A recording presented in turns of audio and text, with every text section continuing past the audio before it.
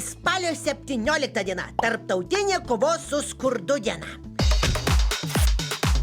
Spalio 17 diena – penktadienis. Dienos ilgumas 10 valandų 30 minučių. Delčia. Vardo dieną švenčia Ignacas, Kintautas, Gytė, Marijonas, Margarita ir Ignotas. Taip pat šiandien yra tarptautinė kovos su skurdu diena. Ši diena skirta atkreipti visuomenės dėmesį į skurdžiai gyvenančiuosius. Apsižvalgyk savo kambaryje. Galbūt yra žaislų, su kuriais nebežaidi, o gal yra rūbų, kurių nebedėvi.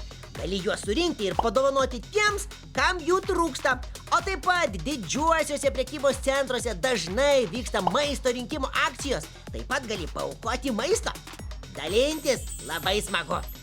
Ką aš čia galėčiau paaukoti, padovanoti?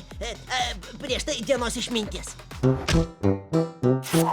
Kartais gerai būti stambiu, ypač kai esi kupiūra.